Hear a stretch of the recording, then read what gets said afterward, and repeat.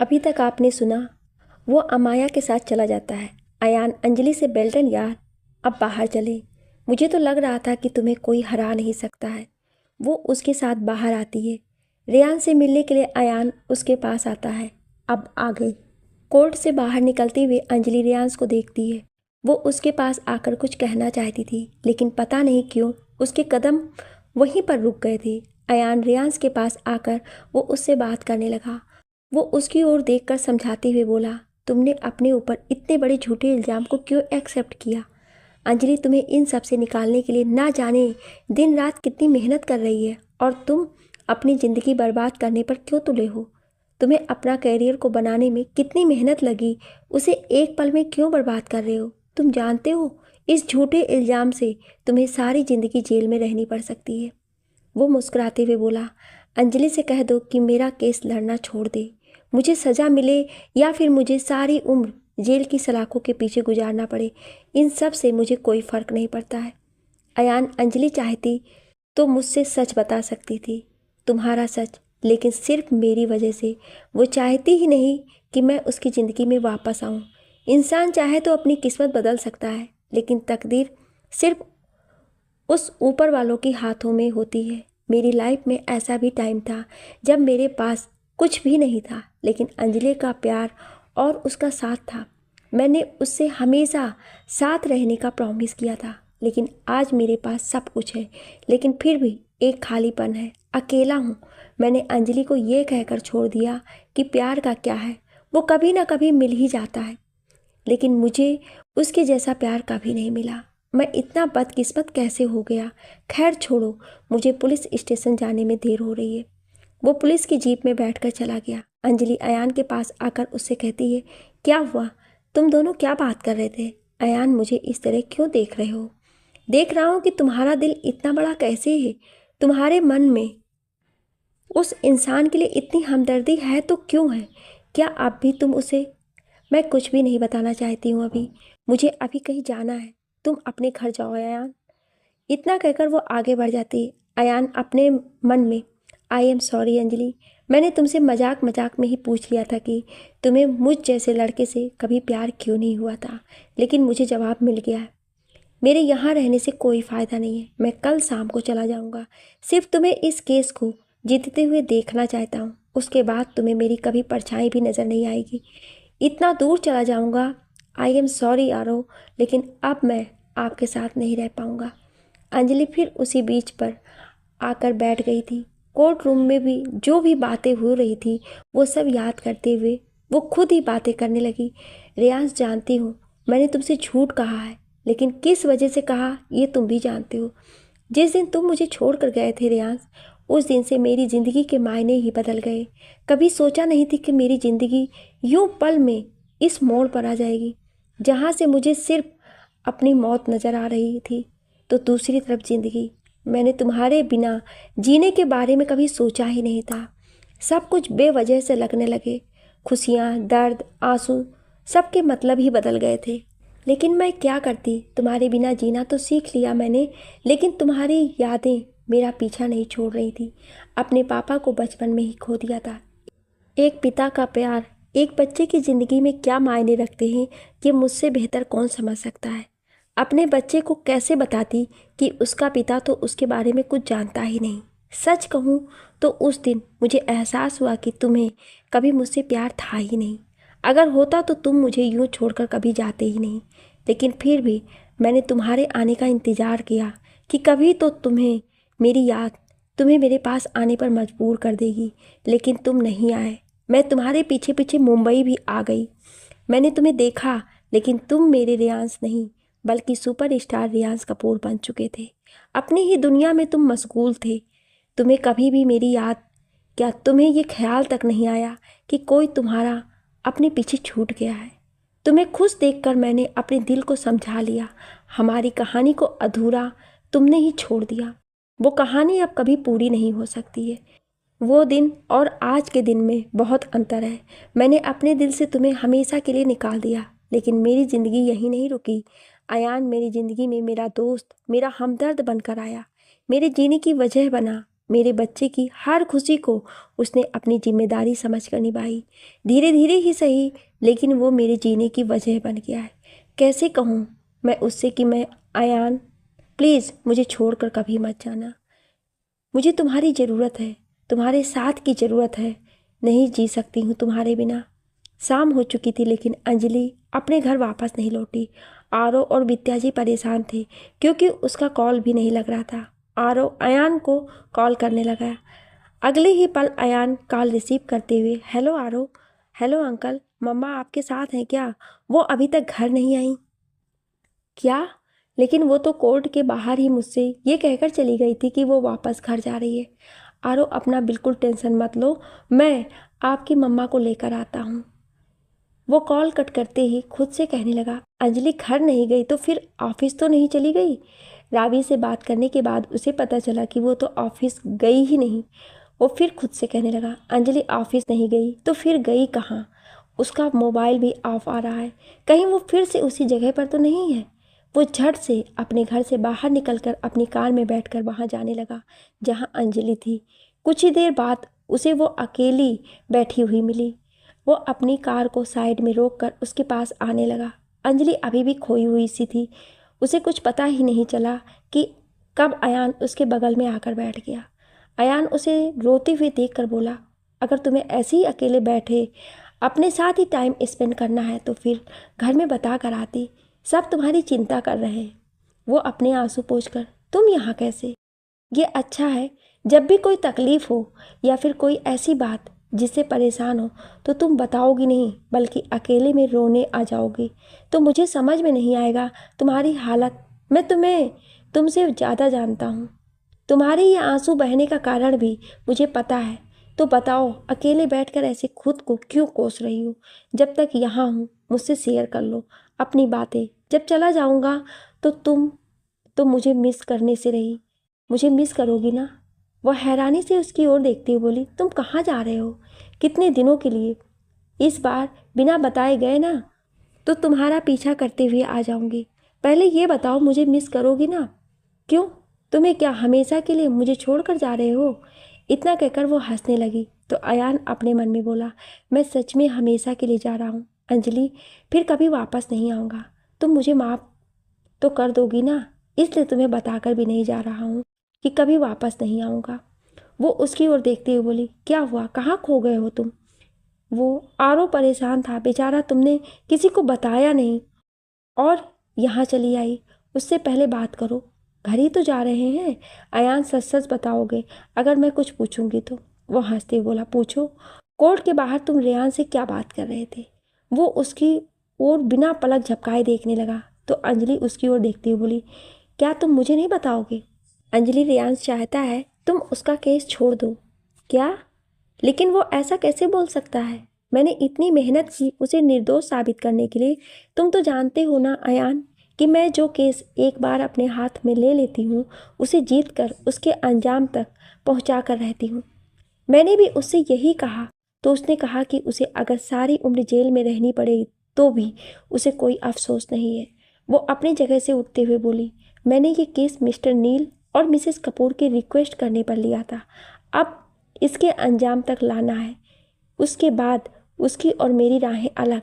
मैं कभी भी उसे अपनी लाइफ में आने का कोई मौका नहीं दे सकती हूँ। सब कुछ ठीक पहले जैसा हो जाएगा। तुम तो हो ही मेरे साथ। कैसे कहूँ तुमसे कि अब पहले जैसा कुछ भी नहीं रहेगा। अयान रेत को अपनी मुट्ठी में भरते हुए मुस्कुराकर अंजलि का नाम चिल्लाते हुए बोला, अंजलि। वो उससे बहुत ही दूरी पर बैठकर कुछ खोई खोई सी थी। अचानक से उसका चिल्लाना सुनकर वो उसकी ओर मुड़कर देखते हुए बोली, तुम उतनी दूर से मेरा नाम लेकर क्यों चिल्ला रहे हो? मैं देखना चाहता था कि तुम्हें दूर से मेरी आवाज़ सुनाई देती भी है या नहीं। क्या मतलब? तुम और तुम्हारी ये बेतुकी बातें मेरी समझ के परे हैं। आज ऐसे रेत को अपनी मुट्ठी में क्यों भरा तुमने? बस ऐसे ही मैं देखना चाहता हूँ, अगर मैं अपनी मुट्ठी को खोलता हूँ तो ये रेत बिखर कर इधर उधर चली जाती है या फिर ये पानी में जाकर मिल जाती है। वो मुट्ठी को खोलता है तो रेत की धूल पानी में गिर कर मिल जाती है। वो मुस्कुराते हुए बोला, अब चले? लेकिन मुझे समझ नहीं आया तुम कहना क्या चाहते हो, बताओ भी। कुछ नहीं आरो, तुम्हारा इंतज़ार कर रहा होगा।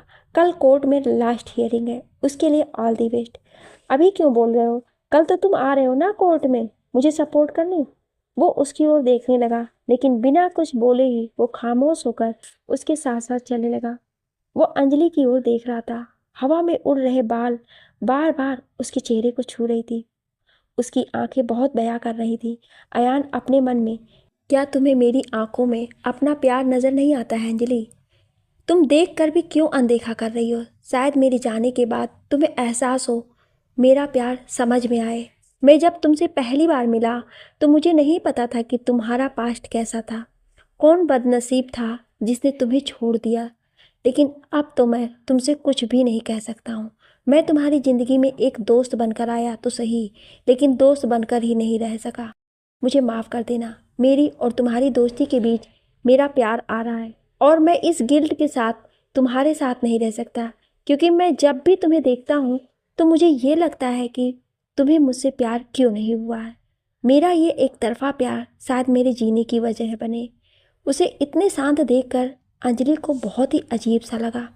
वो उसके सर पर हाथ रखकर छूते हुए बोली, तुम ठीक तो हो ना? हाँ, मुझे क्या हुआ? कुछ तो हुआ है तुम्हें, वरना अब तक अपनी बातों को कब बोल बोल कर मुझे ज़रूर पका देते। सब ठीक है ना? कुछ हुआ है क्या? नहीं, मैं ठीक हूँ। बिल्कुल भी नहीं। जब तुम ऐसे बोलते हो ना मैं ठीक हूँ, तो मेरा शक और बढ़ जाता है कि तुम मुझसे ज़रूर कुछ छिपा रहे हो। अयान, कहीं तुम्हें किसी से प्यार तो नहीं हो गया है ना? कहीं इस वजह से तो उसके ख्यालों में खोए हो? अयान, मैं सच कह रही हूँ, बताओ ना। अंजलि, मुझे जिससे प्यार है उसे तो पता भी नहीं है, लेकिन ये बताओ जब तुम ये केस जीतोगी तो मुझे क्या दोगी? अच्छा ये बताओ कि कौन है जिससे तुम एक तरफा प्यार कर बैठे हो? मैं तुम्हें उस लड़की का साथ जिंदगी भर निभाने के लिए उसका साथ तुम्हें सौंप दूंगी। वो नहीं मानेगी। अच्छा, उसके बारे में कल बताता हूँ। अब सच में देर हो गई है, रात होने वाली है। अब तुम अपने केस पर कंसंट्रेट करो। अगर वो नहीं मानी ना तो उसे अपने साथ तुम्हारे पास लेकर आऊँगी और कहूँगी कि मेरा दोस्त रेयर डायमंड है और तुम कांच सी गुड़िया। वो तुम्हें ज़िंदगी भर संभाल कर झेल सकता है। इतना बोलकर वो हंसने लगी तो अयान भी मुस्कुराते हुए उसकी ओर देखने लगा। दोनों घर आ गए थे। आरो अपनी मम्मा को देखकर अयान के गले लगकर वो बोलने लगा, thank you so much uncle, आप मेरी मम्मा को लेकर आए। लेकिन मम्मा गई कहाँ थी? आपकी मम्मा वापस तो आ गई ना? हाँ मम्मा, मैं आपके लिए पानी लेकर आता हूँ। वो अपने पास उसे बुलाते हुए बोली, बेबी आपका होमवर्क हो गया ना? अगर नहीं तो आप स्टडी करने जाओ, मम्मा आ रही है। माँ, आप भी ना बेवजह इतनी चिंता क्यों करती हैं? आप, मैं कहीं नहीं गई थी, आप आराम करने जाइए, मैं कॉफ़ी बनाती हूँ। आरो उसकी बात सुनकर अपनी नानी के साथ अंदर चला गया। अंजलि किचन में आती है और कॉफ़ी बनाने लगी। तभी अयान भी उसके पीछे पीछे किचन में आता है। उसके पीछे खड़े होकर बोला, ये कुकीज़ तुमने बनाए हैं?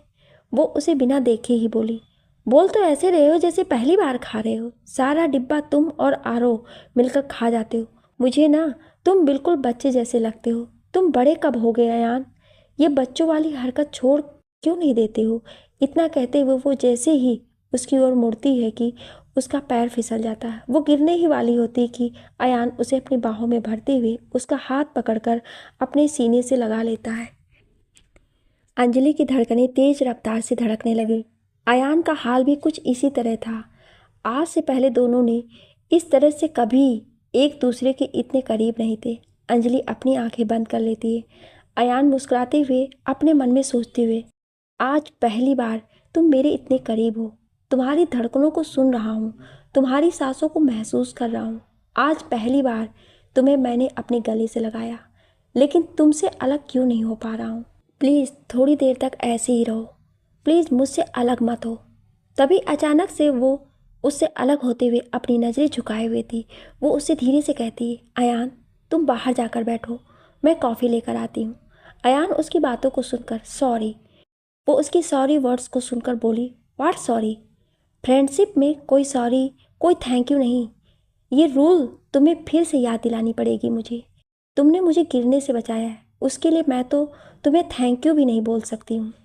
अब जाओ। मैं कॉफ़ी और ये कुकीज़ लेकर आ रही हूँ। वो बाहर आकर सोफे पर बैठकर टीवी देखने लगा। न्यूज़ चैनल पर रेयांश और अमाया के बारे में ही दिखाया जा रहा था।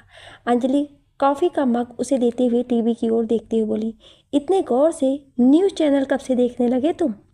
जब से तुमने सुपरस्टार रेयांश कपूर का केस लिया है। ओह, तो ये बात है। मुझे लगा तुम और न्यूज़ चैनल। वैसे क्या देख रहे हो? तुम्हारे क्लाइंट के बारे में दिखाया जा रहा है। सबके होठों पर एक ही सवाल, क्या सुपरस्टार रेयांश कपूर इनोसेंट है या फिर गिल्टी है? वो कॉफ़ी पीते हुए बोली, वो तो जज साहब ही बताएंगे कौन गिल्टी है और कौन इनोसेंट है। आप कॉफ़ी पियो जल्दी से, मुझे बहुत ज़रूरी काम करना है। लेकिन मैं आरो के पास जा रहा हूँ। अंजलि, क्या मैं आज की रात आरो के साथ टाइम स्पेंड करना चाहता हूँ। उसके साथ अपनी यादें बनाना चाहता हूँ। बहुत याद आएगी उसकी मुझे। क्या हो गया है तुम्हें? तुम सच में जा रहे हो क्या? बहुत हो कर लिया मजाक, अब कॉफ़ी पियो जल्दी। तुम इतने कन्फ्यूजन कैरेक्टर क्यों हो? कभी कभी मुझे समझ नहीं आता है। ठीक है, जाओ उसके पास। वैसे भी उसे तुम्हारी इतनी आदत हो गई है कि अब तो मुझे भी डर लगने लगा है। लेकिन एक बात की खुशी है और मैं टेंशन फ्री हूँ कि तुम ही तो हो उसके साथ। और वो उसकी बातें सुनकर आरो के कमरे में चला जाता है। वो उसे स्टडी करते हुए देखकर बोला, आरो, अयान अंकल आप आइए। तुम कुछ टेंशन में हो? किससे बात कर रहे थे? अपनी फ्रेंड मिनी से? अंकल, मैं आपसे एक बात पूछूं? क्या आप हमारे साथ हमारे घर में एक साथ फैमिली बनकर नहीं रह सकते हैं, मेरे पापा बनकर? वो उसकी बातें सुनकर उसकी ओर देखते हुए बोला, चाहता तो मैं भी हूँ कि हम सब एक साथ फैमिली बनकर रहें। मैं भी आपके साथ खेलना चाहता हूँ, रहना चाहता हूँ आपके साथ, आपकी मम्मा के साथ, एक स्वीट एंड हैप्पी फैमिली बनकर। लेकिन ये पॉसिबल नहीं है बेटा, क्योंकि आपकी मम्मा और मैं कभी साथ नहीं रह सकते हैं। मुझे यहाँ से चले जाना चाहिए, इसी में उसकी भलाई है। और आप तो हो ही मेरे चैम्प, तो बोलो मेरे जाने के बाद मुझे भूलोगे तो नहीं? वो सुनकर रोने लगा और रोते हुए उसके गले लग गया। अयान उसे चुप कराते हुए बोला, आरो, आप तो गुड बॉय हो ना, तो मुझसे एक प्रॉमिस करोगे? आप हमेशा अपनी मम्मा के साथ रहना और वो जो कहें उनकी सारी बात मानना। बोलो, करोगे ना ऐसा? यस। लेकिन आप मत जाओ ना अंकल, आप मेरे पापा नहीं बनना चाहते हो तो मैं आपको कभी भी नहीं कुछ कहूँगा, लेकिन आप ऐसे छोड़कर मत जाओ। रात के 11 बजे के लगभग अयान आरो के साथ लेटा हुआ था, लेकिन उसकी आंखों से नींद गायब थी। वो बाहर आकर देखता है अंजलि के रूम की लाइट अभी भी ऑन है। इसका मतलब वो अब भी अपने काम में बिजी है। वो उसके रूम के बाहर नॉक करने लगा। वो उसकी ओर देखते हुए, तुम ऐसे अंदर आओ। क्या हुआ, नींद नहीं आ रही है क्या? तुम्हें कैसे पता? मुझे पता है, क्योंकि मुझे सब कुछ पता होता है। बैठो भी। ये देखो, मुझे सारे एविडेंस रावी ने सेंड किए हैं। ये सीसीटीवी फुटेज होटल रूम के बाहर की है। हाँ, तुम कुछ बोल रहे थे ना? नहीं, बस ऐसे ही, मुझे नींद नहीं आ रही थी इसलिए आ गया। अंजलि, मुझे तुमसे कुछ कहना है। अभी नहीं अयान, बहुत रात हो गई है, मुझे नींद आ रही है। Good night, good night. Ayaan उसके रूम से बाहर आकर आरो के रूम में आ जाता है। रात बीत चुकी थी। अंजलि अपने बेटे के रूम में उसे जगाने जाती है, लेकिन उसे बेड पर अकेला सोए हुए देखकर वो उसके पास आते ही बोली, ये अयान इतनी सुबह चला गया, वो भी मुझे बताए बिना? उसे तो मुझसे बात करनी थी ना। तो फिर आजकल ये कुछ अलग सा बिहेव क्यों कर रहा है? आज कोर्ट के बाहर उसे मिलकर उसे सब कुछ बता दूंगी, और अपने दिल की बात भी, क्योंकि अब कुछ भी हो मैं कैसे छिपा सकती हूँ अपनी फीलिंग, या फिर उससे जानने की कोशिश करूँगी कि उसके दिल में मेरे लिए कोई फीलिंग है भी या नहीं। ये सारी बातें करते हुए वो आरो को जगाने लगी। वो बेड से उठकर सीधे अंजलि की गोद में बैठ जाता है और मुस्कुराते हुए, good morning mumma. Good morning baby. अब जल्दी से रेडी हो जाओ, मुझे कोर्ट भी जाना है। आप नानी के साथ यहीं रहना, आज देर नहीं होगी, मैं टाइम पर घर आ जाऊंगी। उसके बाद आप जहाँ कहोगे मैं आपको लेकर जाऊंगी। आपको जो कुछ भी चाहिए सब कुछ मिलेगा, प्रॉमिस? हाँ प्रॉमिस। तो बोलो क्या चाहिए? आप पहले जाओ, उसके बाद आपके वापस आने के बाद बताऊंगा। गुड बाय, मैं तैयार होने जा रही हूँ। इतना कहकर वो अपने रूम में तैयार होने चली जाती। कुछ देर बाद वो बाहर आकर अपनी माँ की ओर देखते हुए बोली, माँ मैं कोर्ट जा रही हूँ, अंजलि, तुम मेरे पास 5 मिनट के लिए बैठकर बातें तो कर सकती हो ना। वो उनकी बातों को सुनकर थोड़ी सी इमोशनल होते हुए अपने मन में, आज ऐसा भी क्या हो गया है जो मेरी माँ मुझसे बात करने के लिए 5 मिनट का वक्त मांग रही है मुझसे। हम एक ही घर में रहते हैं, उसके बावजूद भी मैं कभी भी बैठकर उनसे जी भर कर बात भी नहीं कर सकी। वो उनके पास बैठते बोली, मैं 5 मिनट क्या, आपके पास ही तो हूँ, आप बोलो क्या बात बतानी है मुझे। वो उसकी ओर देखते हुए बोली, क्या तुम सारी उम्र अकेले ही गुजारनी है? कभी तो अपने बारे में सोचो। मैं आज हूँ, कल नहीं। मैं तो हमेशा तुम्हारे पास नहीं रहने वाली हूँ ना। क्या तुम मेरी ये बात नहीं मान सकती हो? आरो को देखो, उसे भी एक पिता की ज़रूरत है। माँ, आप ऐसा क्यों बोल रही हैं? आप मुझे छोड़कर कहाँ जाएंगी? और वैसे भी अयान तो है ना। अच्छा माँ, मुझे देर हो जाएगी कोर्ट जाने में, शाम को आकर बात करती हूँ। वो अपनी माँ और अपने बेटे को बाय बोलकर रावी के साथ वहाँ से कोर्ट के लिए निकल पड़ी। इधर शांति भवन में मिस्टर कपूर नील से, नील, आज तो सुनवाई है ना? तुम्हारी बात हुई है मिस दीक्षित से? हाँ अंकल, वो कोर्ट पहुँचने वाली है। आज लास्ट हियरिंग है ना। कोर्ट के बाहर कुछ ज़्यादा ही भीड़ होने वाली है, अब चलते हैं। ओके माँ। सुनंदा, मैं रेयांश को लेकर आऊँगा आज। आप लोग चिंता मत कीजिए। जीत, आज तुम ऑफिस चले जाओ, माही के साथ मैं नहीं आ सकता हूँ। ठीक है डैड। सब लोग कोर्ट पहुँच चुके थे। विक्रम सारी रिपोर्ट्स के सवालों का जवाब दे रहा था। तभी अंजलि को आते हुए देखकर वो उन सभी से, एक्सक्यूज़ मी, इतना कहकर वो अंजलि के पास आते हुए, हेलो अंजलि। हाय विक्रम, कैसे हो? आज तुम्हारे साथ तुम्हारा पार्टनर नहीं आया? उसे ही ना तुम डेट कर रही हो ना आजकल? वो मेरा बेस्ट फ्रेंड है, लेकिन तुम ऐसे क्यों पूछ रहे हो? लाइफ में पहली बार तुम्हें सही इंसान के साथ देखा है, लेकिन विश्वास नहीं हो रहा है कि तुम अब भी उसे दोस्त समझती हो, और वो तुम्हें दोस्त से ज़्यादा। उसकी आंखों में मुझे साफ साफ प्यार नज़र आता है, लेकिन वो आया क्यों नहीं? मुझे भी उसने कुछ नहीं बताया। अब कोर्ट रूम में चलें। वैसे तुम्हारी क्लाइंट ने तुम्हें बताया नहीं अपने बारे में? बहुत ही इंटरेस्टिंग कैरेक्टर है तुम्हारी क्लाइंट। वो बिना कुछ बोले ही आगे बढ़कर कोर्ट रूम में चला जाता है। उधर रावी के हाथों में एक एनवेलप था। वो उसे इस ओर आते हुए देखकर बोली, ये कैसा एनवेलप है? ये आपका ही है, अयान सर ने मुझे दिया था आपको देने के लिए, और वो चले गए। क्या? वो यहाँ आकर भी मुझसे मिला नहीं? अच्छा ठीक है, मैं इसे रख लेती हूँ, अभी मुझे अंदर जाना चाहिए। अंजलि के पीछे पीछे रावी उसके साथ कोर्ट में आती है। वो देखती है अमाया विक्रम से कुछ बात कर रही थी। उसे आता हुआ देख वहाँ से चली जाती है। तभी नील और मिस्टर कपूर अंजलि को देखते हुए बैठ जाते हैं।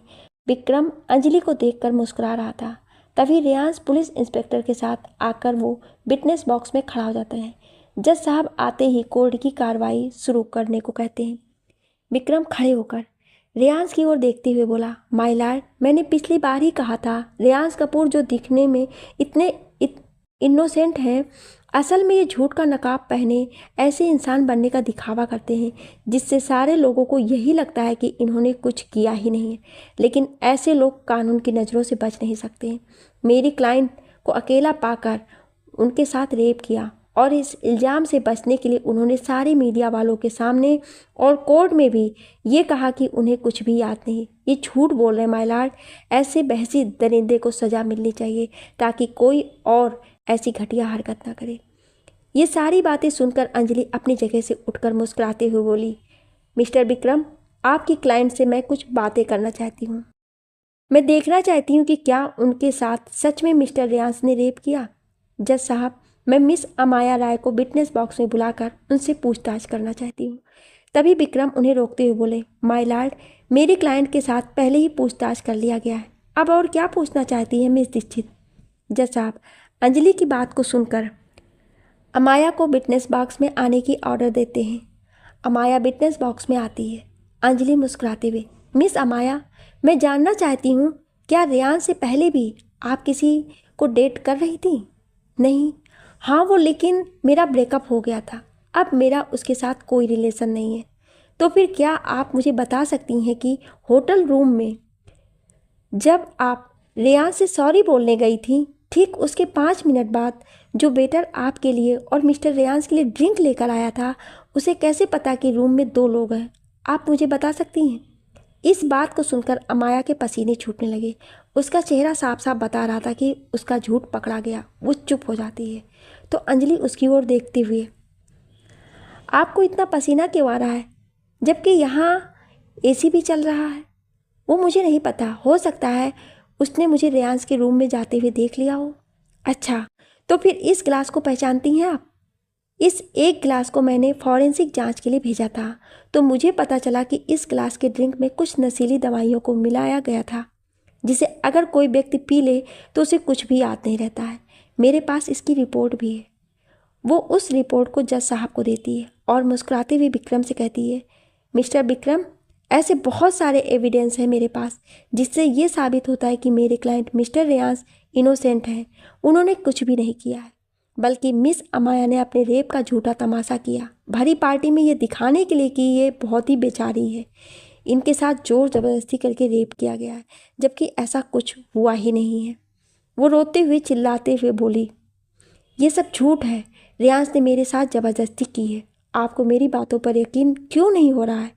उसे इतने पैनिक होते हुए देखकर अंजलि उसे और भड़काते हुए बोली, मिस राय, आप मेरे क्लाइंट पर झूठा इल्ज़ाम लगा रही हैं। सच वो नहीं जो आप कह रही हैं, सच वो है जो ये एविडेंस है। अगर मैं झूठ बोल रही हूँ तो आपके रेयांश के रूम में गए आधे घंटे के बाद ही आपने क्यों चिल्लाया? आप चाहती तो उसके रूम में जब उसने आपके साथ ज़बरदस्ती करने की कोशिश की तब चिल्लाती, यूँ आधे घंटे बाद नहीं। आप उसके कमरे में आधे घंटे तक क्या कर रही थी?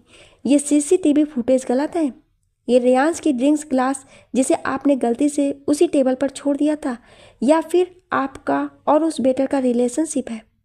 विक्रम अमाया की ओर देखते हुए वो जज साहब से कहने लगा, माय लॉर्ड, मिस दीक्षित मेरे क्लाइंट को। वो बोल ही रहा था कि अंजलि मुस्कुराते हुए बोली, अब आप अपने क्लाइंट को नहीं बचा सकते हैं मिस्टर विक्रम। ये झूठ बोल रही है। मेरे पास इनके खिलाफ और भी एविडेंस हैं जिन्हें कोई भी जुटला नहीं सकता है। मिस अमाया राय का मेडिकल टेस्ट रिपोर्ट जिनमें क्लियर लिखा है कि अमाया के साथ कोई रेप नहीं हुआ है। इस मेडिकल रिपोर्ट को जज साहब देखते हैं तो उनकी बातों को सुनकर अमाया अपना सर झुका लेती है और रोने लगती है। तभी अंजलि अमाया की ओर देखते हुए बोली, मैं सही कह रही हूँ ना मिस अमाया? आपने मेरे क्लाइंट पर ये इतना बड़ा झूठा इल्ज़ाम क्यों लगाया? आखिर क्या दुश्मनी थी आपकी इनके साथ? वो रोते हुए जज साहब को देखते हुए, जज साहब, मैंने जानबूझकर रेयांश पर यह इल्ज़ाम लगाया ताकि इसे सज़ा हो और इसकी लाइफ बर्बाद हो जाए, इसका कैरियर ख़त्म हो जाए, इसके फैंस इससे नफ़रत करने लगें। तब इसे समझ में आएगा कि किसी के दिल तोड़ने की सज़ा क्या होती है। मैंने तो इससे सच्चे दिल से चाहा, लेकिन इसने मुझे इनकार कर दिया और जब मैंने इससे अपने प्यार का इजहार किया तो इसने मुझे वहाँ से जलील करके निकाल दिया। तो मैंने इससे बदला लेने के लिए ये सब किया जिससे मेरी हेल्प मेरे बॉयफ्रेंड ने की। I am sorry. उसकी बातें सुनकर अंजलि उसकी ओर देखते हुए बोली, मिस अमाया, आपने बिना कुछ सोचे बिना कुछ समझे इतना बड़ा घिनौना झूठा इल्ज़ाम मिस्टर रेयांश कपूर पर लगा दिया। लेकिन इनकी ओर देखिए, क्या इन्होंने कभी भी आपके साथ बदतमीजी की? जज साहब, जरूरी नहीं है कि एक लड़की ही इन सब चीज़ों का शिकार होती है। कभी कभी लड़के भी इन सब चीज़ों के शिकार होते हैं। लेकिन जब कोई लड़की चीखती चिल्लाती है तो सबको लगता है कि उसके साथ मोलेस्ट किया गया है। कभी लड़के भी मोलेस्टेशन के शिकार हो जाते हैं। उनके इनोसेंट का भी कितने लोग फ़ायदा उठाने की कोशिश करते हैं। मेरे क्लाइंट चाहते तो इन पर मानहानि का केस दर्ज करा सकते हैं। जज साहब अंजलि की बातों को सुनकर अपना फैसला सुनाते हुए रेयांश को सारे केस से बाइज्जत बरी करते हुए रिहा कर देते हैं और अमाया वहाँ से बिना किसी से मिले कुछ बोले ही सीधे चली जाती है। सबके जाने के बाद रावी अंजलि के पास आते हुए बोली, मैम, कांग्रेस, आप फिर से ये केस जीत गई। अयान सर होते तो कितने खुश होते। तभी मिस्टर कपूर अपने बेटे से मिलकर उसके साथ अंजलि से मिलने आते हैं, लेकिन तब तक अंजलि विक्रम और रावी से बात करते हुए बाहर चली गई थी। अंजलि कोर्ट में जज साहब और बाकी सबके सामने ऐसा कुछ बोलती है जिससे सब उसकी तारीफ करने पर मजबूर हो जाते हैं। अंजलि एक एक की बातें कहीं ना कहीं सच बयां कर रही थी। उसकी बातों को सुनकर रेयांश उसकी ओर देखते हुए अपने पास्ट में खो गया था। 5 साल पहले फ्लैशबैक, लवली कैफ़े नाम का बड़ा सा आलीशान रेस्टोरेंट जिसमें ज़्यादातर गर्लफ्रेंड बॉयफ्रेंड अपने डेट के लिए आते थे। रेयांश और अंजलि आज पहली एक दूसरे से कॉलेज से बाहर मिले थे। रियांश रेस्टोरेंट में बैठकर उसके आने का इंतजार कर रहा था। तभी उसे अंजलि आते हुए दिखाई देती है। वो अंदर आकर स्माइल करते हुए, hello Riyansh, how are you? Hi, I am good, and you? वो धीरे से मीठी आवाज़ में, या आई एम फाइन। वो इधर उधर देख ही रही होती कि रियांश अपने घुटनों के बल बैठकर अपने हाथों में रेड रोज उसे देते हुए बोला, will you be my girlfriend? ये सुनते हुए स्माइल करते हुए उसे देखने लगती है। तभी वहाँ और सारे कपल अंजलि को फोर्स करते हुए एक साथ बोले, सेज यस। अंजलि हंसते हुए बोली, व्हाट इज़ दिस? इतना प्यार करते हो मुझसे तो फिर पहले मुझसे कहा क्यों नहीं? मैं तो हमेशा से तुमसे बात करने की बहाने ढूंढती रहती थी। आई डोंट बिलीव कि ऐसा दिन मेरी लाइफ में आएगा। इस कॉलेज का सबसे कूल बॉय मुझे प्रपोज कर रहा है, वो भी इतने लोगों के सामने। I am surprised. अंजलि उसके हाथों से रोज़ लेकर हाँ कहती है और उसके गले लग जाती है। प्रेजेंट। तभी जज साहब अपना फैसला सुनाकर जा चुके थे। अमाया भी सबकी नज़रों से बचकर आगे बढ़कर चली गई। अंजलि विक्रम से बातें करते हुए साथ में बाहर आई थी कि मिस्टर कपूर, नील और रियांश उनके पास आकर, thank you so much Miss Dixit. मुझे पूरा यकीन था कि आप मेरे बेटे को बेगुनाह साबित करके रहेंगी। मैंने आपसे कमिटमेंट भी की थी सर कि आपका बेटा अगर बेकसूर है तो मैं किसी भी हाल में सज़ा होने नहीं दूंगी। अब मेरा काम हो गया। मैंने अपने बेटे से भी प्रॉमिस किया था कि आज ये केस को जीत कर ही घर वापस आऊँगी। उसकी विश जो पूरी करनी है मुझे। अब मुझे देर हो जाएगी जाने में। थैंक यू, आपसे मिलकर खुशी हुई। वो जाने लगी। उसके चेहरा साफ साफ बता रहा था कि आज वो कितनी खुश है। वो आगे बढ़कर अपने कार के पास आ ही रही थी कि पीछे से रियांश आवाज़ देते हुए बोला, लिसन अंजलि, मैं तुमसे कुछ पूछना चाहता हूँ। उसके कदम एकाएक उसकी आवाज़ को सुनकर रुक जाते हैं। वो पीछे मुड़कर उसे देखती है जैसे कोई किसी अजनबी को देखता है। वो उसे देखकर ही समझ गया था कि शायद अब अंजलि को उससे कोई मतलब ही नहीं रहा है। उसे कोई फ़र्क नहीं पड़ता है कि अभी जो उसके सामने उससे बात करने की कोशिश कर रहा है वो उसका कभी अपना था। अंजलि उसकी ओर देखते हुए, आपको मुझसे कुछ कहना है मिस्टर कपूर? नहीं, बस मैं तुमसे कुछ पूछना चाहता हूँ, अगर तुम मेरे सवालों का जवाब देना चाहती हो तो। वैसे तुम्हारा कोई हक नहीं है कि मुझसे कोई सवाल करो, लेकिन फिर जो पूछना चाहते हो मैं उसका जवाब जरूर दूंगी, तो पूछो। अंजलि, तुमने मुझसे झूठ क्यों कहा कि तुम्हारी और अयान की शादी हो चुकी है? तुमने उससे शादी कभी की ही नहीं। क्यों? क्यों का कोई जवाब नहीं होता है मिस्टर कपूर। टाइम के साथ मैंने खुद को ढाल लिया है। मेरे बेटे के लिए हम काफ़ी हैं, किसी और की ज़रूरत ही नहीं पड़ी। फिर भी तुमने पूछा है तो मैं बता देती हूँ। तुम्हें याद है वो रात जब सारे फ्रेंड एक साथ रिसॉर्ट गए थे? वहाँ पर ना जाने कितने सारे पल एक साथ बिताए थे। वो उन सारे लम्हों को याद करते हुए मुस्कुराते हुए बोला, हाँ याद आ गया, कितने हसीन पल बीते थे। ये सुनते ही उसके आंखों में आंसू आ गए थे। वो फिर भी खुद को संभालते हुए बोली, तुम्हें मेरे याद दिलाने पर सब कुछ याद आया, लेकिन उस रात हमारे बीच जो कुछ भी हुआ वो तो तुम भूल ही गए होगे। तुमने मुझसे प्रॉमिस किया था तुम्हारा साथ कभी छोड़कर नहीं जाऊंगा, चाहे कुछ भी हो जाए। तुमसे दूर रह ही नहीं सकता हूँ, लेकिन तुमने अपना प्रॉमिस तोड़ दिया रियाज। मैं बाबरी सी होकर तुमसे मिलने आ रही थी, तुम्हें गुड न्यूज़ सुनाने, लेकिन तुमने मुझे एकदम से अपनी न्यूज़ सुनाकर शॉक्ड कर दिया। मेरे पैरों तले ज़मीन खिसक गई। तुम चले गए, एक बार भी मुड़कर नहीं देखा तुमने मैं किस हाल में हूँ। तुमने एक बार भी ये तक जानने की कोशिश नहीं कि मैं जिंदा हूँ भी या नहीं। अगर जिंदा हूँ तो किस हाल में हूँ। हमारे ब्रेकअप के बाद मैं तो जैसे टूट गई थी, लेकिन मेरी ज़िंदगी में तुम्हारी जगह किसी और ने ले ली। मैं आज भी तुम्हारे साथ बिताए हुए उस लम्हों को सोचकर मुस्कुराती हूँ और अपने बच्चे की ओर देखती हूँ। अगर वो ना होता तो शायद मैं होती ही ना। तुम मेरी लाइफ से कब के जा चुके थे और मैंने ये कहकर तुम्हें भुलाकर माफ़ कर दिया कि तुम मेरे लिए शायद मेरा पहला और आखिरी प्यार थे ही नहीं। ये मुझे तब रियलाइज़ हुआ जब अयान मेरी ज़िंदगी में आया और उसने मुझसे कहा कि जो तुम्हारा है ही नहीं उसे याद करके रोने से क्या मिलेगा। उसे जाना था, वो चला गया। अब तुम अपनी लाइफ में मूव ऑन करो और अपनी लाइफ को एंजॉय करो। आई एम सॉरी, लेकिन अब और कुछ नहीं बोलना चाहती हूँ, मुझे देर हो रही है। रेहान समझ चुका था जिस तरह वो उसे छोड़कर गया, आज उसी तरह अंजलि भी उसे छोड़कर जा रही है। कल उसके पास भी उसे छोड़ जाने की वजह थी। आज अंजलि के पास उसके सवालों के जवाब शायद उसे मिल गया था। फिर भी वो कहता है, तुमने मेरे बिना जीना आखिर सीख ही लिया अंजलि। मुझे खुशी है कि मैं तुमसे दोबारा मिला। तुम्हें कामयाब देखकर मुझे बहुत खुशी हुई। क्या हम फ्रेंड्स बन सकते हैं? नेवर, क्योंकि मुझे किसी की आदत बहुत जल्दी हो जाती है, फिर छूटना बहुत तकलीफ भी होती है। तुम्हारी मंजिल तुम्हारा इंतजार कर रही है। पीछे मीडिया वाले तुमसे सवाल करने आने वाले हैं।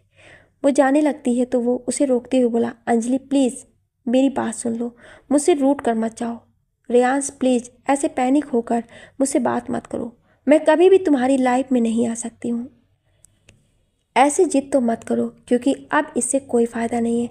कभी तुमने मुझसे वादा किया था कि कभी भी एक दूसरे का साथ नहीं छोड़ेंगी, लेकिन वो सब कुछ ख़त्म हो चुका है। मैं कभी उस रेयांश की थी, लेकिन आज जो सुपरस्टार रेयांश मेरे सामने है उसे मैं नहीं जानती हूँ और जानना भी नहीं चाहती हूँ। अब प्लीज़ मेरा नाम लेकर मत पुकारना। Good bye. अंजलि अपनी कार में बैठकर जाने लगती है। उसकी आंखों में आंसू थे तो रेयांश भी रो पड़ा, क्योंकि आज पहली बार उसे समझ में आया कि उसने सच में अपना सच्चा प्यार खो दिया। उसे रह रहकर अंजलि की वो बीती बातें याद आ रही थी जो उसने कहा था, तुम जाना चाहते हो तो चले जाओ, लेकिन तुम्हें कभी सच्चा प्यार नहीं मिलेगा। इस बात को याद करते हुए वो वहीं घुटने के बल बैठकर रोने लगा। तभी उसके शोल्डर पर नील हाथ रखते हुए बोला, जो हमारी लाइफ में सबसे इम्पॉर्टेंट होते हैं ना रेयांश, उसके जाने के बाद ही हमें उसकी अहमियत पता चलती है। तुमने खुद उसे अपनी लाइफ से निकाल चुके थे, तो आज ये आंसू क्यों? दिल में दबी हुई मोहब्बत फिर से जाग उठी। संभालो खुद को और चलो, तुम्हारे डैड तुम्हारा इंतज़ार कर रहे हैं। लाइफ कभी कभी हमें ऐसे हालातों से और ऐसे लोगों से सामना करवाती है जिससे हमें बहुत कुछ सीखने को मिलता है। कभी खुद को आजमाने का इंतज़ार रहता है। वो वक्त आता तो है, लेकिन ऐसे बीत जाता है जैसे वो पल अब दोबारा आएगा ही नहीं। अंजलि अपनी ज़िंदगी में बहुत आगे बढ़ चुकी थी। वो दोबारा से उस इंसान पर भरोसा नहीं करना चाहती थी जिसने उसे एक बार बिना वजह छोड़कर चला गया। फिर कैसे यकीन हो उस पर कि वो दोबारा छोड़कर नहीं जाएगा? गारंटी तो किसी भी चीज़ की नहीं होती है। ये तो फिर भी वादे हैं जो अक्सर हमसे करते हैं, वही तोड़ देते हैं। ये मुलाकात भरी मोहब्बत, प्यार, इंतज़ार, फिर इजहार, फिर एक वक्त आता है जब जो सबसे ज़रूरी होता है, एक दूसरे के साथ रहकर सारी उम्र उससे जो वादा किया था वो पूरी करना, पूरी शिद्दत के साथ। लेकिन ऐसा नहीं हो पाता है। ऐसे बहुत से लोग होते हैं जो सपने तो देख लेते हैं, लेकिन कभी उनकी मजबूरी उन्हें इन सब से दूर कर देती है, तो कभी वो खुद उनसे दूर हो जाते हैं। आज सालों बाद जब मैंने उसे देखा तो मुझे ऐसा लगा जैसे रेगिस्तान में बारिश की बूंदें बरस पड़ी हैं और वो सूखी और प्यासी धरती की प्यास बुझ चुकी है। लेकिन जब मैंने तुम्हें अयान के साथ देखा तो मुझे ऐसा लगा कि जैसे बारिश होने वाली है, लेकिन बादल छट चुके हैं, उसे बरसने से रोक दिया है। जब मुझे पता चला कि तुमने अभी तक शादी नहीं की तो मेरा मन किया कि तुम्हें अपने गले से लगाऊं, तुम्हें अपने दिल का हाल बयां करूं, तुम्हारी सारी शिकायतें सुनूं, तुम्हारी नाराज़गी दूर करूं, तुम्हारे कड़वे बोल को सुनकर अपने अंदर समेट लूं। लेकिन अब शायद ऐसा कभी नहीं होगा। अब शायद तुम कभी भी मेरे पास नहीं आओगी। अब तुम कभी भी मुझे देखना नहीं चाहती हो। ये मेरी सज़ा है तो मुझे खुशी है। वो घुटनों के बल बैठकर रोने लगा। नील उसकी ओर अंजलि की सारी बातें सुन चुका था। उसके कंधे पर अपना हाथ रखते हुए बोला, ये किस्मत की बात है। जब वो तेरी ज़िंदगी में थी तूने उसकी कदर नहीं की। आज उसे खोने के बाद तुझे उसकी अहमियत का पता चला। तुम्हारे डैड तुझे बुला रहे हैं, मीडिया वाले तुमसे कुछ पूछना चाहते हैं। चलो, हाँ तुम जाओ, मैं आ रहा हूँ। तुम ठीक हो ना? क्या फ़र्क पड़ता है? वो खुश है तो मैं भी खुश हूँ। काश मैं उसे खोने से पहले उसकी कीमत जान पाता तो आज मैं अपने बच्चे और अंजलि के साथ होता। किस हक से अपने बच्चे से मिलूँ मैं? कैसे कहूँ कि मैं उसका डैड हूँ? इतने सालों तक मुझे पता ना था, आज यूँ अचानक से मुझसे नहीं होगा। लेकिन एक बार अपने बच्चे से ज़रूर मिलना चाहता हूँ, उसे देखना चाहता हूँ। इधर टीवी पर न्यूज़ चैनल पर इस केस के बारे में ही बताया जा रहा था। मिस अंजलि दीक्षित ने सुपरस्टार रेयांश कपूर को निर्दोष साबित करके उन्हें इस केस से बरी कराया। विद्या जी अपने नाती आरव और घर की सर्वेंट निम्मी के साथ टीवी देख रही थी। आरव उन दोनों की ओर देखते हुए बोला, आई नाउ मम्मा ही जीतेगी। मैंने उनसे कहा भी था कि वो हमेशा राइट होती हैं। उसकी बात सुनकर सबके होठों पे मुस्कान आ जाती है। अंजलि अपनी कार की रोड के साइड में रोककर अयान को कॉल लगाने लगी। लेकिन तभी उसे याद आता है कि रावी ने उसे इन्वेलॉप दिया था।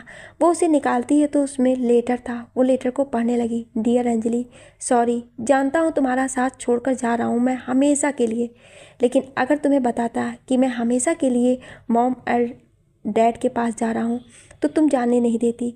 तुमसे मिलकर जाने की हिम्मत नहीं हुई मेरी। तुम्हारी और मेरी फ्रेंडशिप के बीच मेरा प्यार आ रहा था, मेरा एक तरफा प्यार, ये जानते हुए भी कि तुम तो मुझे सिर्फ अपना बेस्ट फ्रेंड समझती हो। अगर तुमसे अपने प्यार का इजहार भी करता तो अपनी फ्रेंड को खो बैठता। और ये बात भी सच है कि मैं तुम्हें किसी और का होते हुए भी नहीं देख सकता था। मजबूर हूँ मैं। मैंने तुमसे पूछा था ना कि तुम मुझे मिस करोगी, तो तुमने कुछ कहा ही नहीं। तो मैं समझ गया कि तुम्हारे दिल में मेरे लिए कोई फीलिंग नहीं है। आरो को मैंने ऑलवेज अपने बच्चे की तरह प्यार किया, क्योंकि वो इतना प्यारा है कि कभी कभी मुझे ऐसा लगता है कि मैं उसका डैड क्यों नहीं हूँ। लेकिन मेरी किस्मत में तुम नहीं हो। ये लेटर मैं तुम्हें सुबह ही दे देता, लेकिन तुमसे मिलना तो फिर जाने के बाद दिल नहीं करता। इसलिए कोर्ट के बाहर मुझे रावी मिली, मैंने उसे दे दिया। तुम इस केस को ज़रूर जीतोगी, इस बात का यकीन तो मुझे पहले से ही था। लेकिन तुम्हारे साथ इस जीत की जश्न में शामिल नहीं हो पाऊंगा, क्योंकि आज शाम को मेरी फ़्लाइट है। मैं ऑस्ट्रेलिया हमेशा के लिए जा रहा हूँ। Good bye, sorry and I miss you so much. तुम्हारा बेस्ट फ्रेंड अयान। अंजलि इस लेटर को पढ़ने के बाद रोते हुए अपनी वॉच की ओर देखते हुए रावी को कॉल करने लगी। रावी कॉल रिसीव करते हुए, हेलो मैम, कांग्रेचुलेसन। वो हड़बड़ाते हुए बोली, रावी, क्या तुम्हें पता है अयान की फ़्लाइट कितने बजे की है? हाँ, मैं अभी अभी उन्हें एयरपोर्ट छोड़कर आई हूँ। उनकी फ़्लाइट में अभी 30 मिनट बाकी हैं। हाँ, मैं अभी अभी उन्हें एयरपोर्ट छोड़ कर आई हूँ।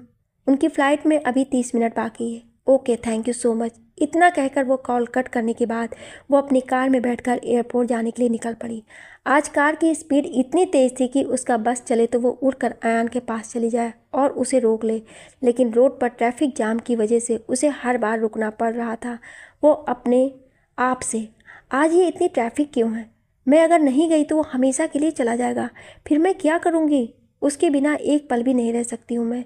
कैसे जाऊँ जल्दी उसके पास? Please God help me. जब तक मैं ना पहुँचूँ तब तक वो वहीं रहे। ट्रैफिक सिग्नल ग्रीन होने के बाद वो कार की स्पीड और बढ़ाती हुई जा रही थी।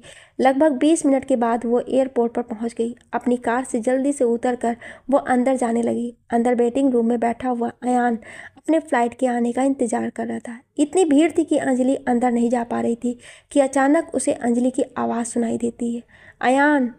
एक पल के लिए उसे लगता है कि उसके कान बज रहे हैं, इसलिए वो ध्यान न देकर अपने मोबाइल में अंजलि और आरो की पिक्चर को देखने लगा। फिर उसे इस बार अपना नाम सुनाई देता है, अयान, तुम यहीं हो ना? मुझे पता है तुम मुझे सुन रहे हो। वो पीछे मुड़कर देखता है तो अंजलि बाहर से उसका नाम लेकर चिल्ला रही थी। वो उसे इस तरह देखकर शॉक्ड हो जाता है और उसके पास आने लगता है। अंजलि दौड़कर उसके पास आकर उसे देखकर रोने लगती है और रोते हुए कहती है, आखिर तुमने मुझे समझ क्या रखा है? इस तरह मुझे छोड़कर कैसे जा सकते हो तुम? तुमने एक बार भी नहीं सोचा कि अगर तुम ऐसे चले गए तो मेरा क्या होगा? तुम मुझे आज तक नहीं समझ सके अयान। तुम मेरी ज़िंदगी में मेरे दोस्त बनकर आए, लेकिन दोस्ती से बढ़कर तुमने हमेशा मेरा साथ दिया। तुमने ये नहीं सोचा कि मेरे लिए मेरी लाइफ में अगर सबसे ज़्यादा किसी की ज़रूरत है तो वो तुम्हारी ज़रूरत है। क्या तुम्हें मुझे देखकर एक बार भी ऐसा नहीं लगा कि मैं तुम्हें चाहने लगी हूँ? मेरी लाइफ में मेरा एक ही बेस्ट फ्रेंड काफ़ी है, वो भी तुम। तो फिर मुझे किसी और की क्या ज़रूरत थी? मैं अपने दिल का हाल कैसे बताती तुम्हें कि मैं तुमसे प्यार करती हूँ? तुम जब चाहे मेरी लाइफ में आ सकते हो और जब चाहे तब जा सकते हो। तुमने मुझे बहुत हर्ट किया अयान। मैंने कभी नहीं सोचा था कि तुम ऐसे मुझे छोड़कर अपने दिल का कैसे बताती तुम्हें, क्योंकि मैं एक लड़की होने के साथ साथ एक माँ भी हूँ। लेकिन तुम्हारे बिना शायद मैं कुछ भी नहीं। आज तक मैंने सिर्फ तुमसे प्यार किया। इतना कहकर वो और रोने लगी। आसपास के मौजूद सारे लोग उन्हीं दोनों को देख रहे थे। अयान उसकी ओर देखते हुए बोला, आई एम सॉरी। व्हाट? सिर्फ सॉरी? अब भी ऐसे ही तुम रहोगे, कुछ नहीं कहोगे? अयान, क्या मैं सिर्फ तुम्हारा सॉरी सुनने आई थी, इतनी दूर तुम्हें रोकने के लिए? वो मुस्कुराते हुए बोला, आई आई लव यू अंजलि।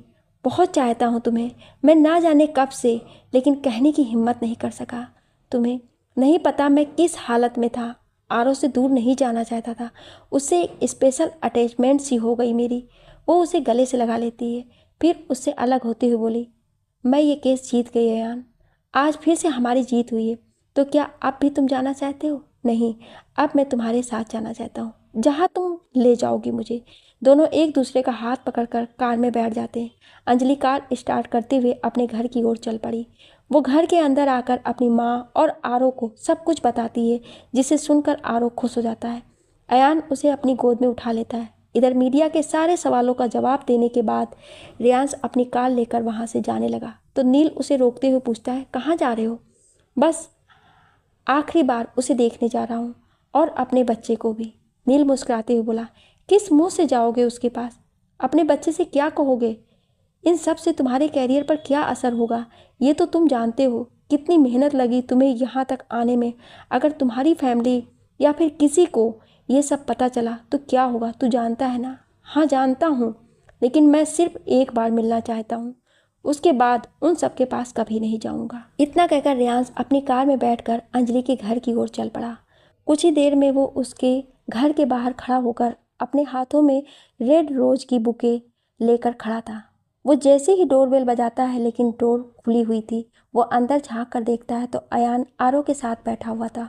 वो आरो को देखकर मुस्कुराते हुए अपने आप से, ये तो वही बच्चा है जिसे मैंने कोर्ट रूम से बाहर देखा था। ये मेरा बेटा है, ये तो बिल्कुल अंजलि की तरह दिखता है।